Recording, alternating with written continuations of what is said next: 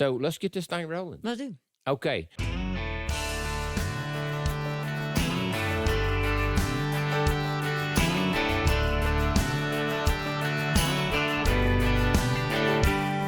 Got a call last night from an old friend's wife, said, I hate to bother you.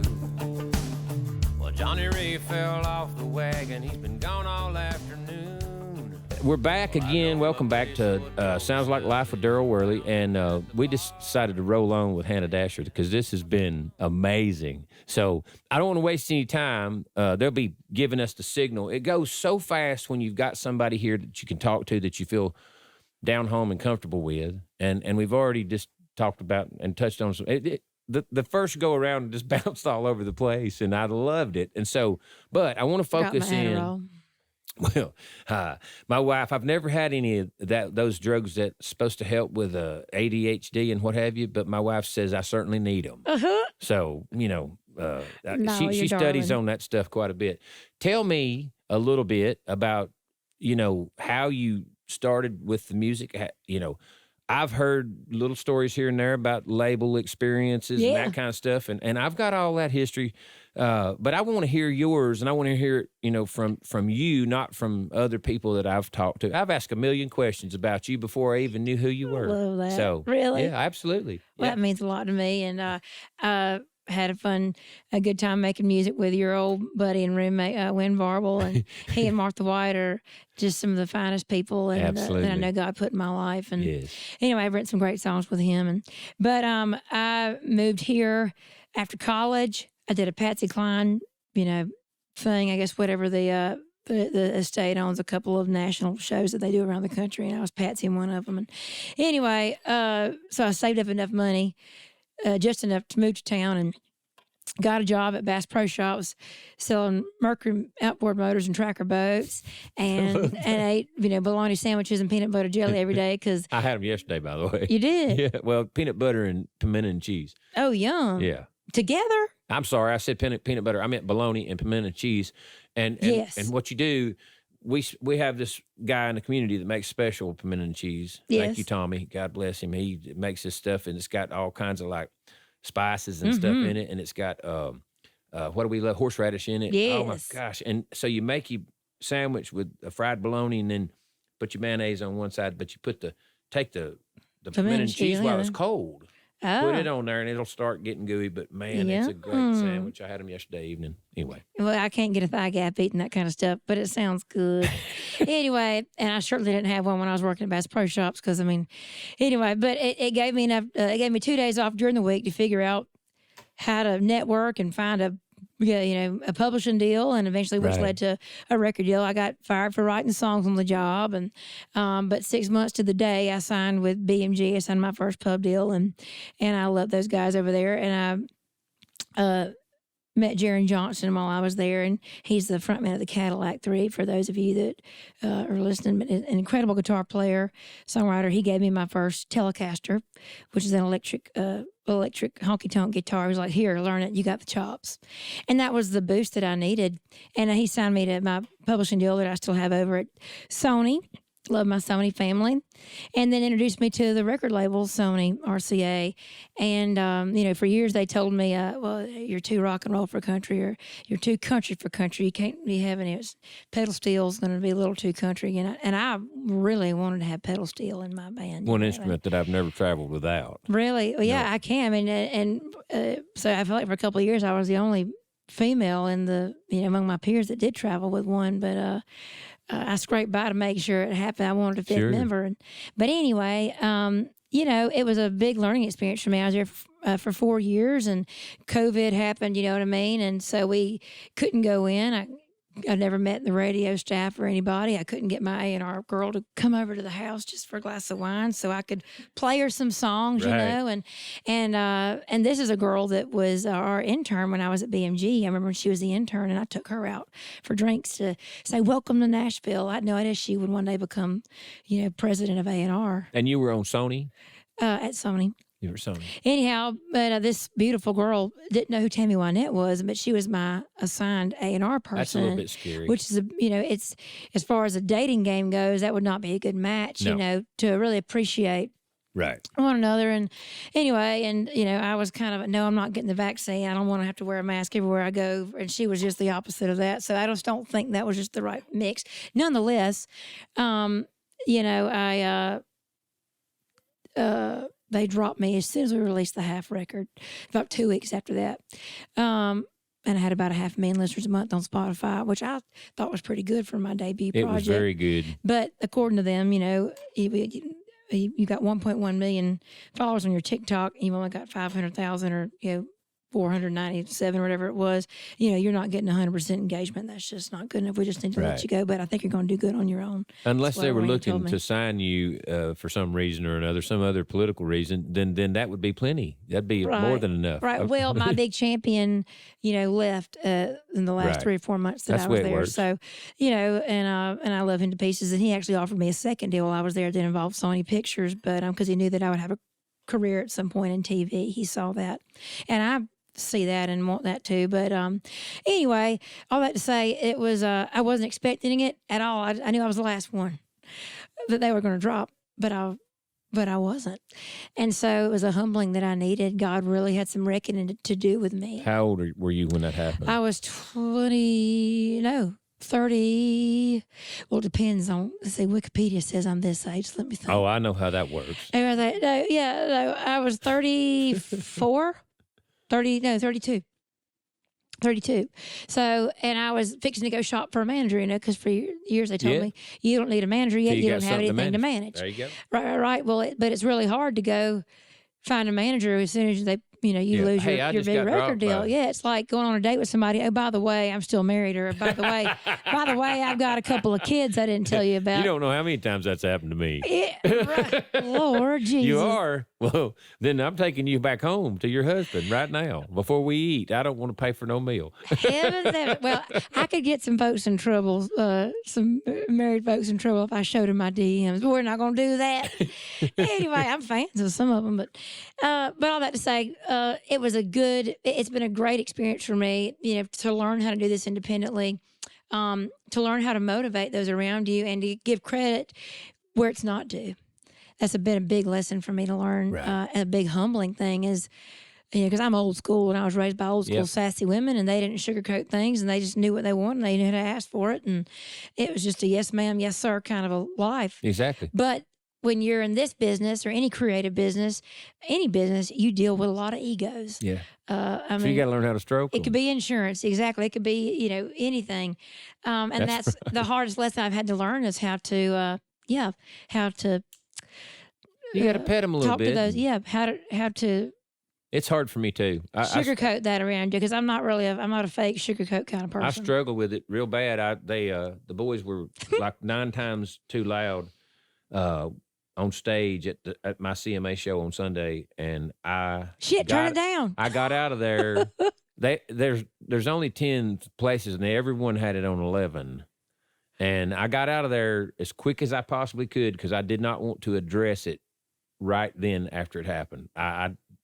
I've done a little bit too much of that with a couple of those guys that would have probably left that day and not come back. But that's where a good manager comes in, and that's what I've never had somebody, with a backbone that was there to be a protective wall. An artist needs that. Personalities like us need that, because to be the communicator between things, because it keeps it's our job to be fun and to be creative. Absolutely. I mean, and when we don't have that protection, it's people see the real you 24/7. The stuff they don't want to see, which is the stuff you don't want to have to say, but somebody's got to do it. Absolutely. If you don't have anybody, and that's kind of where I've earned myself a reputation of being abrasive, probably, or picky. I've had to get off of so much Adderall. Adderall makes you, good Lord. I'll scrub baseboards with a toothbrush. That stuff. I do that without it. I mean, but I've had to get off of a lot of that. And you know what I read? I read this study, and it's a very in depth. It talks about a lot of chemicals and a lot of chemical reactions. It's it's a medical journal study. I read this big study. My wife introduced me to it because she just thought it was so funny. She's always told me that I must have been the most ADHD person that she'd ever known, but long before she knew me, and because my mother told her all kinds of stuff about how hyper I was as a kid and everything. And she said, I don't know what you've done. Well, she came to me and said, I know what you've done. I read this study, and it's very true. It's very real. And I did not know this at all. When I got into college and decided I wanted to go be a doctor, I buckled down in a way that I never had before. And I don't know where the motivation to do that came from, but I could over-focus myself into a studying coma. I mean, my mother laughs, she would laugh about it right now if she was still here with us, but she laughed about it my whole life. She said, I would come in there and I had a cousin that would do the same thing. We'd sit for hours and study together on the weekends because we just had to study.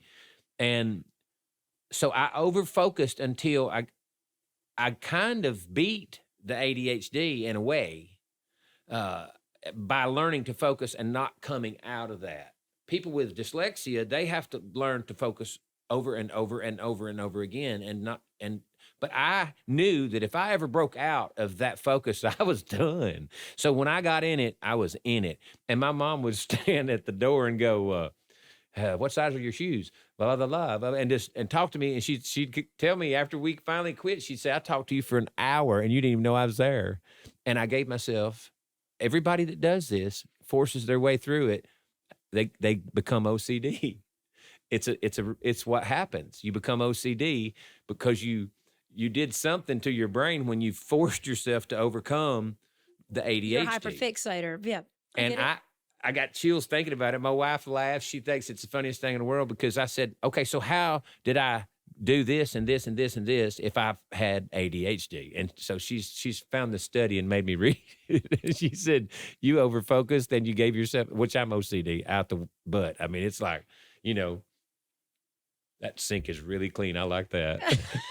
I was checking the counter. I got a little spray tan smudge here like an Oompa Loompa. But So this has got some ingredients that I can tell you about, and then it's got about 3 that I can't.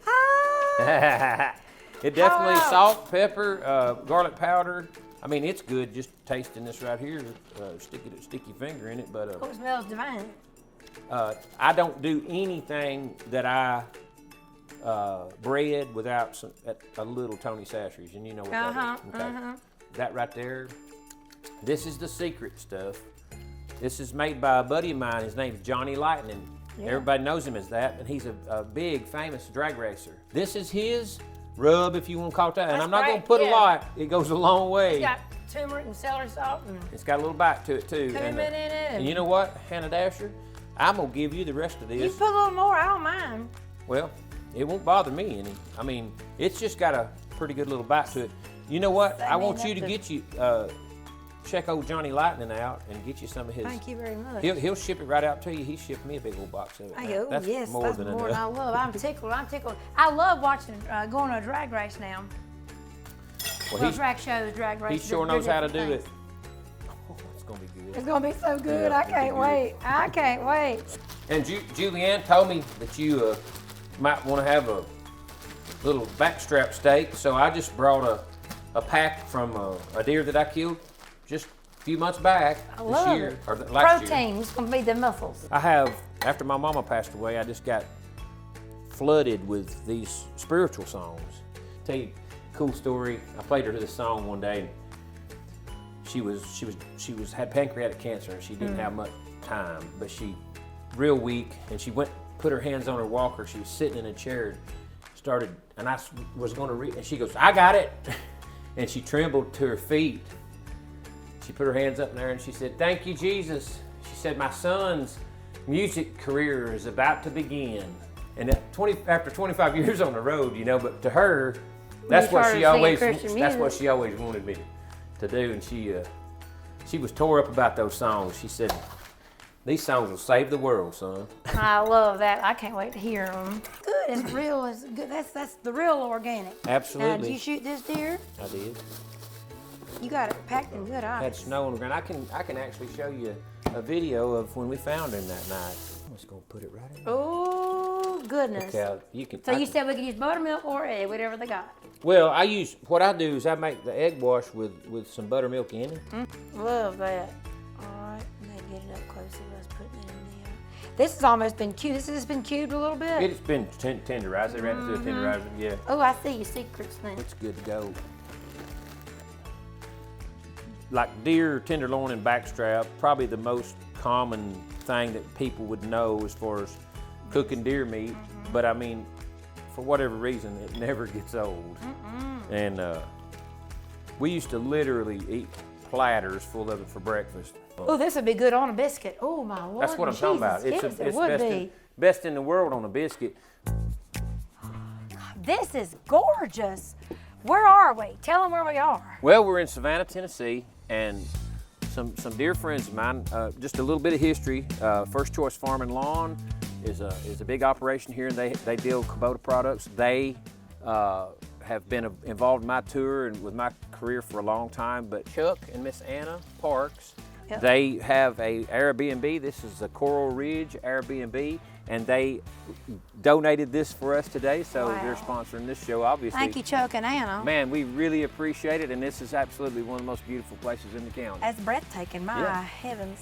I think this grease is ready for us to start bathing. Well, that's pretty good timing. You gonna do it? By all means, be careful, I'm flammable, so I'm gonna let you do that. The temperature's just about right. We're gonna fry these about spaced out, about 2 to 3 minutes a piece. I cannot tell you how thankful I am to be cooking Hannah Dasher's catfish. Second time. Ooh, come on, girl. Boy, Shut my mouth wide open. that ain't beautiful. Look at all So pretty. Oh my goodness. Beautiful. Ooh, that's a good looking piece of meat. I mean, Anyway, I didn't mean to Adderall's a hell of a interrupt you. drug. No, you didn't. I mean, Adderall's a hell of a drug. I mean, it helped me a lot through school, Go Dogs, and all that. And I've written some great music, too. But at the same time, one of the biggest side effects is it makes you hard to please. Like nothing is good enough. Hence the toothbrush and the, I'm all about that. It does. It causes you to, like nothing's good enough. Right. Anyway, which can affect you in the songwriting room. It can affect you in the studio. It can affect you a lot of places. And I'm just so much more laid back now. And I wish that I would have. I'm just a lot more laid back now. So you just don't take it anymore, or don't take as much. I just take a low dosage. I'm legally supposed to take it to drive. Oh, really? But I was born to be driven around anyway. I don't like to drive. I have a terrible sleeping disorder. It's a form of narcolepsy, and they try to get me on meds for that, and I just couldn't take what they were trying to get me to do, and but at that time in my life, I needed something to be legal to drive. I wrecked 14 times in Lord Jesus. in 1 year. To be your insurance agent. Falling asleep. Oh, I lost my insurance. I bet you did. I did. Good glory. Yeah. Well, I'm glad you're still with us. Me Thank you, too. Lord. Good heavens. The last one was really bad, and I came out of it smelling like a rose, but a muddy rose. But I knew it was time to get really serious about figuring out how to, be able to do normal things in life, not just fall asleep when somebody's, talking to you while you're going down the road. That's all right. Well, sleep's important for what we do for a living, and but the Adderall, a lot of it might have been affecting your relationships with people in your band and that kind of stuff. Absolutely. Absolutely. And I feel like I had dinner with my old guitar player. I was in like an all chick honky tonk rock band, if you will. I wanted an all girls band for a while, and she and I had dinner recently, and I apologized to her. I said, if I've ever offended you or rubbed you the wrong way, I just thank you for loving me through it, and I'm so sorry. She's like, she goes, you're talking to me. She goes, not at all. And she goes, people are, I can't really quote her, but anyway, some people are a lot more thin-skinned, and oh yeah, but I still can't use that as an excuse. I just still want to own up to, humbly own up to if I've ever rubbed anybody the wrong way. I was coming from a good spot. I just didn't know how to communicate that. But I haven't come to a really good place in some things where I would. It's you have to practice what you preach, and forgiveness is the most important thing of all. It's a weight that you carry around with you. Oh, lead. It's a weight. I've got it on my shoulders right now. Really? Oh, it's been the hardest thing in the world for me. But it's really not about me, and I promise I'm telling you the truth when I say this. It's how some of these things that I'm still trying to get past have affected people that I love, not me. I would have never stayed single till I was almost 40 years old and chase this dream and put up with the things that people said to me, horrible. Like I could sit here and tell you stuff and you'd go, and it might just be some high and mighty producer that just wanted to drink too much and say things to me that would hurt my feelings or somehow discourage me. And Nashville was full of that when I first went there. I mean, it was an ugly place sometimes. And it can still be. I don't know if you've experienced. It is. What's that verse in Matthew? I don't want to misquote it, but it's in my phone. But we'll have to fast forward this part. But this is the verse. What's it about? Forgiveness. And it's my preacher said it, and it stopped me in my tracks. And I immediately went to my altar at my house. Hold 10, and I'll tell you. It is. It's like if you don't forgive others. Oh, why would you expect? Your Father in heaven won't forgive That's you either. That's exactly right. If you can't extend it to your brother or whoever that has wronged you, why do you expect him to grant it so gracefully to you? That's what's got me where I've gotten to. Yes. There's some people right here in this town that are, well, I ain't gonna say that, but I have now forgiven them. Oh, honey, good Lord, I could write you a book of people. I mean, there's a Grammy Award that's not sitting on my shelf that I didn't get the credit for. You know what I mean? But you can't take that with you when you go. You cannot. And the the people that have tried to blackball me or rob me of my creativity, if you will. I don't know, the same people that called me to pray with them, when they were nervous about their opera debut or something like that. So I just think that I just don't want my walk to cause somebody else to stumble. And I finally realized that it ain't all about me. And it's been so hard to pull my head out of my butt. But I was just overweight my whole life, and I grew up with really pretty girls. And so I think I had this protective shield. It allowed me to develop a personality and to learn how to capture the attention of the room and to be a great entertainer. And God used that to my advantage. That's amazing. But my weight held me back. I know that's why they didn't send me off on radio tour immediately, because I didn't look the part just yet. I've never seen you heavy. Really? No, I've seen you heavier. Well, there's some Getty images on Google, I'm sure. But I mean, but I will say this: I'm not into skinny women at all. Like so I've. Lord, send me a young DW. I've seen you when you were heavier than you are now, but every time I've ever seen you, I thought. That Hannah Dasher is dashing. Thanks to Andrew Pentecost, and my HMU and my amazing stylist Jennifer Kemp, I love her to pieces. We found, that they've helped me have the wardrobe I've always wanted to have and the look that I've always wanted to go for. And Wilson, thanks to him too. But anyway, but I held a grudge, I think, against pretty girls. Of course, they're so cruel and mean. You wouldn't believe what they've done. How they've treated my daughter. She's a beautiful young lady. They're jealous of some other stuff too. And I said, your mama gets treated like a dog everywhere we go. And she's a beautiful woman. Because they're jealous of her. And she got a beautiful figure. She's just hotter than, I wrote a song real early on in my songwriting career called Hot Enough to Burn. She's hot enough to burn. And other women, I mean, man, guys ain't got a half of that, man. Guys will say, I shouldn't have said that. We'll hug next. Women, I have learned me some lessons. Girls can be mean. Yes. And there's this scarcity mindset in Nashville. It's like there's, only so many pieces of the pie. And and my slice is my slice, and you can't have any of it. And I grew up being enamored with like Patsy Cline and Loretta Lynn, and Patsy Cline paid Dottie West rent for her. That's right. It was like and Willie and Waylon, and I mean we wouldn't have the Highwaymen if those boys hadn't run together. Absolutely. You know what I mean? And because I think talent breeds talent, yes. and if you're a bad, I want some of that to rub off on me. Iron sharpens iron. Iron sharpens iron. That's right. Proverbs, absolutely. But that's for some reason, I've been accused of giving away my groceries for free. Anyway, because I just expect other people. You're right. I know. To share in that credit. Yeah. but you have to be wise about that. You do. That's the mystique you have to keep. You certainly do. And I've learned that the hard way.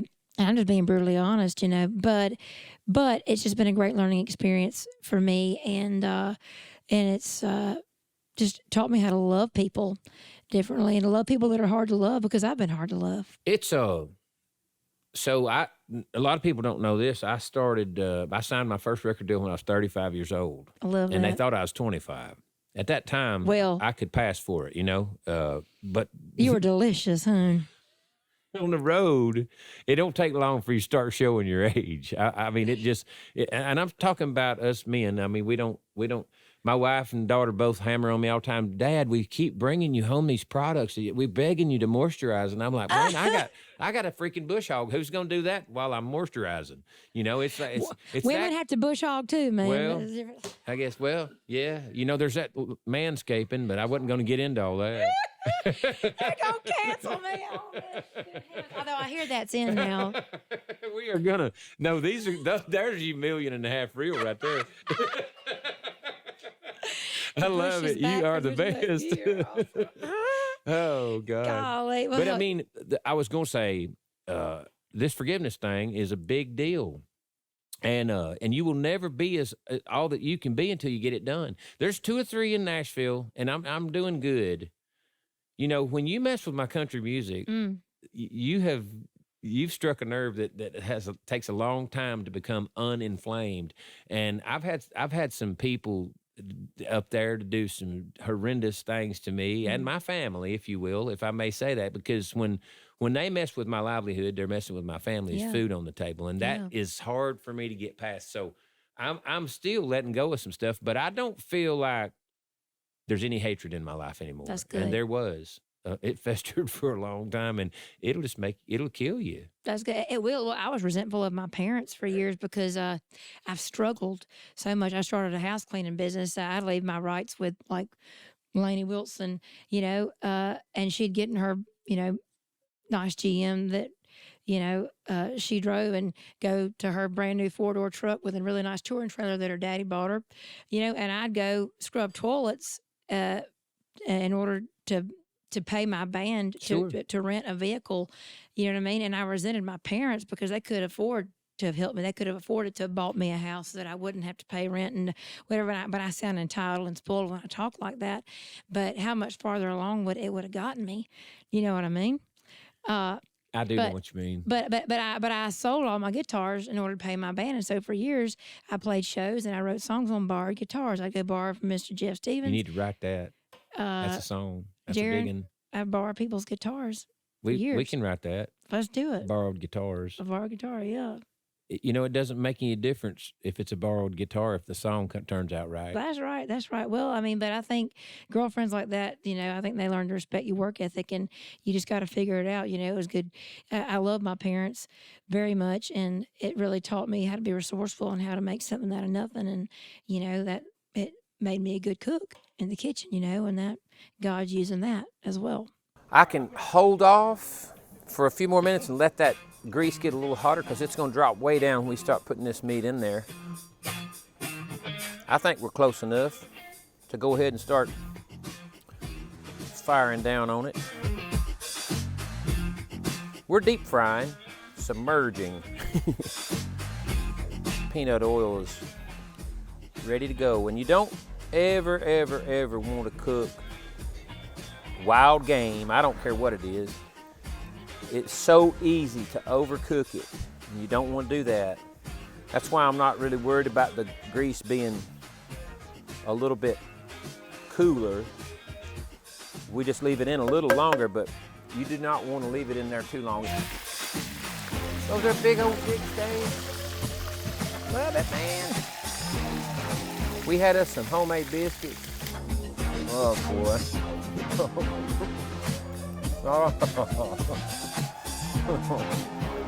I'm ashamed. Oh my God.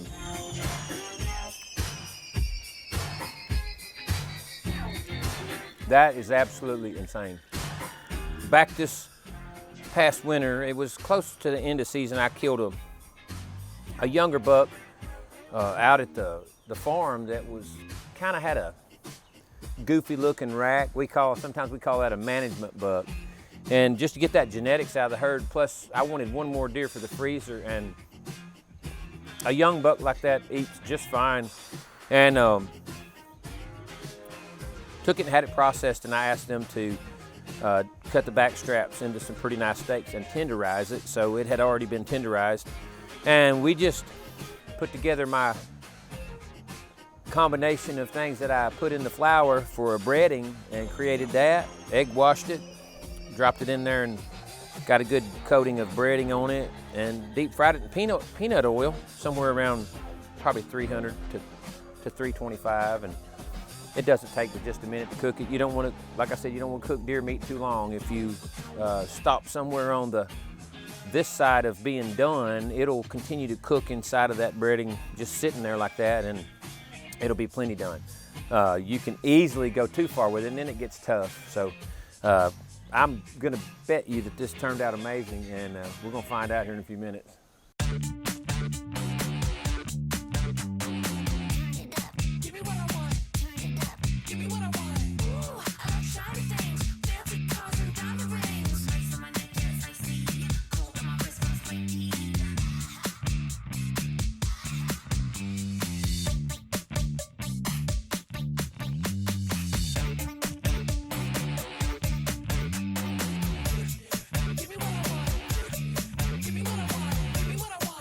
Ooh, yes, Lord, look at that.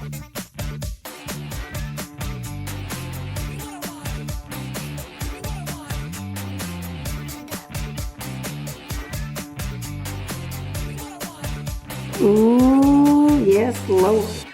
Hey. Uncle Darryl, I got your hoagies. Girl, look at them things. Well, I got some deer meat like you wanted. That little thin piece right there might be to your liking. Here, grab you a, Let me see grab you that. a Sammy. That's a man size. That doesn't scare me at all. Toaster. Thank you, dear. Thanks for standing by your pan. Mm-hmm. Oh my Yes, God. Lord. Stop your mama. It's amazing that you've taken that and turned it into this TikTok thing that you are doing. My wife, they watch it religiously or consistently. I love that. Hallelujah. Shondo. I mean, you know, I just have this philosophy that if we don't get too caught up in ourselves, really is what it boils down to. Because I resented my parents too, and I did just the opposite thing. I resented my parents so badly over some stuff that when they tried to help me and offered to help me and blah, blah, blah, I said, no, I will not ever. Just because of a couple of little things, you know, I said, and I never took a dime, not a penny. I would not. And you know, they offered and tried to step in and help me a few times. And I said, that ain't happening. No, you won't ever have a chance to talk about how I have struggled and you've had to help me and that hurt y'all and blah, blah. There won't be none of that. And I didn't. But thus. That's pride, though. But absolutely goes before the fall. And also why I was 35 years old getting a record deal. Well, So- I mean, look at me. I'm, in my late 30s. I was born in the late 80s. We'll just say that. And, and I'm not married yet because there's nobody's been good enough. Scott Eastwood hadn't called me yet. That's Clint's son. And then, and Randy Hauser is a little too old for me, but he married that beautiful Australian girl instead of me, and that's fine. Love you, Randy Hauser. Anyway. I just did a show with him the other night. He's so precious, isn't he? But he can use that. And, I think being a late bloomer makes you wise. And I just It think, does. it'll, your songs are better and your, Yes. the product you put out's better. And the TikTok thing, we were both Yeah. ready to get on that. But I did that during, quarantine to, because I needed a stage of some kind. I'm a ham, and I needed a stage. And I thought, oh, my Lord, girls my age, guys my age don't know how to cook. Let me Right. teach them. And so I thought, okay, well, let's use this to get the attention of the record label too, just to remind them, hey, I'm here. Yes. Anyway, and so it took off. I had no idea that it would. But yeah, but I think the nostalgia of, the old spade looking, cabinet handles, hardware. and Oh, the I know old, exactly what you're talking about. That's the yes. retro, the knotty pine Yes. and the white, the white Tupperware plastic salt and pepper shakers and Yeah. the little, the Pyrex and avocado, all that caught the eye of people. And it, because my kitchen pays homage to my grandmother, it's my safe place because this is some scary we do for a living, you know what I mean? Yes. So I wanted my house to be a home, to be an escape. I wanted to feel like I'm cooking with my grandma's awesome. when I go into it, and it's kind of like Mayberry meets a honky tonk Graceland. I've got relics I love it. around that belong to my heroes like Hank and Waylon. I've got some, I try to collect things, and anyway, and it's just a good safe spot. You don't see a TV when you walk in or a computer. Anyway, and I think people resonated with that because it took them back too, and food does that, and country music does that too, so it worked. Well, you got a hell of a sense of humor. You're quick, and people pick up on that kind of stuff real fast. My wife, she is a knower of persons. I'm telling you, she has this insane. Like she remembers names and stuff. No, she has discernment you would not believe, and not only that, but we call her the seer. And wow, and that's a gift. Whew. I don't even get started talking about it. He's getting teared up talking about his wife. Y'all was not the sweetest thing in the world. Kimberly, I got. Well, it's not. This is actually fear. No. She. I'm telling you, the reason it does choke me up is because I went out and married my mama. That's so sweet. I mean, my mother would call me in the middle of the night when I was dealing with something that I could not talk to her about because she'd worry herself to death. She'd call me at 3 a.m. and go, "Okay, what is it?" And I'd be like, "What is that?" And my wife has that. It wears me out. I'll be out on the road. Martha White's got it too. Oh, she absolutely does. So anyway, don't let that. But it's something that has been a common thread throughout my family for so long that I would be lost without it. So I don't know why, but my wife wigs me out. She like, I could tell you stories that would totally blow your mind, and that can't come but from one place. And so when you're living in a house with somebody like that, it's like, I got to keep on stepping it up because, you don't want to step it down. So she keeps me moving in the right direction. And I promise you, Hannah Dasher, I am not housebroken. I am,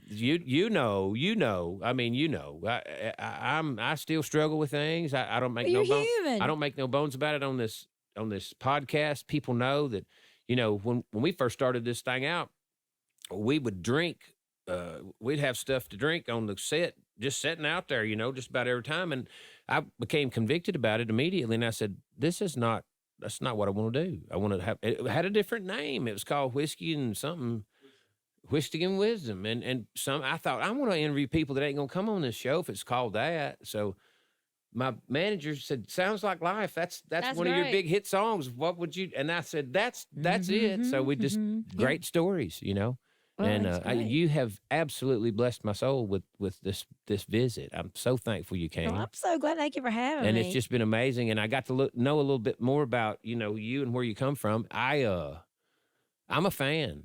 I'm a fan because I've always known that you came from a real place. I didn't know any of this stuff about overweight and blah, blah, blah. I'm so thankful that you are open, and you're kind of like myself. I'm an wide open book, and it's a little scary sometimes. It's probably legal issues for me, but anyway, I just love you, and I think that I'm thankful that you came on here. We'll wind up sharing some fans and stuff like that. But yes, but I think that you're the musical part of this. I have to say this before we shut it down.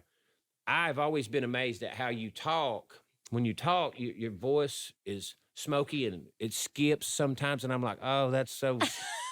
That's because I had a cookie that made me sleep and it dehydrated me. That's what that is right now. What I'm talking about is always there. It's a.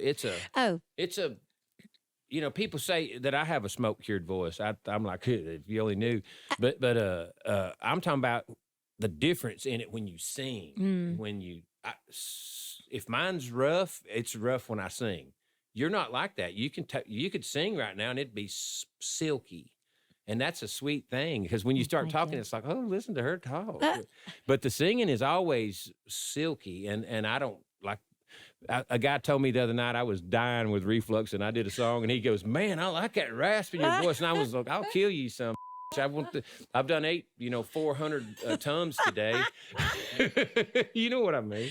And he's over there talking about how much he likes the rasp. I was like, you want some of this reflux? That's how Anyway. I get on my buddies that like to smoke weed and this business. I'm like, just eat it, man. You can't kill it. It'll kill your voice. But anyway, yeah, I try to take care of my voice. But You do a good anyway, job. Well, It comes out pretty. Well, I Yeah. appreciate it. Win Varble, you mentioned him. I He love said, him. I've got a pretty good voice. I just tear it all to hell getting it out. Hey, y'all go follow Win Barlow if you don't already. My God, what an awesome guy. Left, right. Y'all sing that a lot every night. I wrote that one with Mr. Win Barble, and I'm the one that taught him That Thing You Like, and some others. He's a gem. He is a gem. And let's do something. We'll wrap this up, but you got to make me a promise. What? I've wanted to do this for a pretty good while. You got to write a song with me. Oh my Lord, I'd be tickled. This day and time, it's probably always been. When I was really young, I thought about the big stage and doing all that stuff. There's something in me. Probably 15 years ago, it hit me. This is your canvas. Is I love that. The songs that I love the most, you've probably never heard. Of mine, and I would love to get down into that. Oh, your stuff sometimes, yeah. but I think that you and I, just from this discussion we've had, would write some songs that would, like they would say here in this part of the country, they'd said that brought the blood, that made a mark. That's sweet. You know what I mean? Yeah. And we should do that sometime. Yeah, well, that's real stuff. Yeah, absolutely. That's what it's all about. Thank you for having me. Thank you. Let's go fry some cake. Let's do it. Sounds Like Life is a Rivertown Media production. Hosted by Darryl Worley, produced and edited by Mike Murphy, talent manager Julianne Drennan, executive producers Paul and Ashley Perry.